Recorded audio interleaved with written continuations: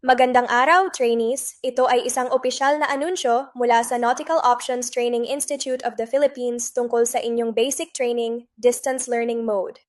Maaari na po ninyong simulan ang asynchronous part ng inyong training.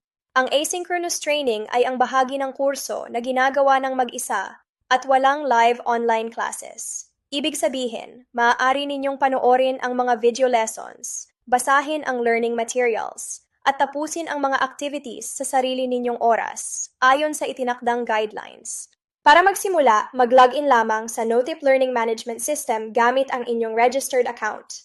Pagkatapos mag-login, hanapin at buksan ang inyong basic training modules at sundin ang tamang pagkakasunod ng lessons. Sa asynchronous phase, inaasahang ang bawat trainee ay una kumpletuhin ang lahat ng assigned modules at lessons. Pangalawa, panoorin ng buo ang lahat ng instructional videos. Pangatlo, basahin at unawain ang mga learning materials. At huli, sagutan ng quizzes at assessments ng tapat at mag-isa. Paalala po na ang pagkumpleto ng asynchronous modules ay mandatory.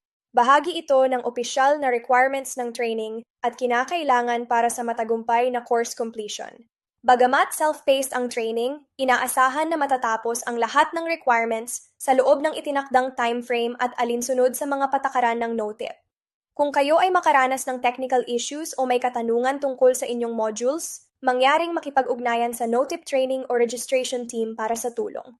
Maraming salamat po sa inyong kooperasyon. Hinihikayat namin ang lahat ng trainees na seryosohin at tapusin ang asynchronous training ng maayos at responsable.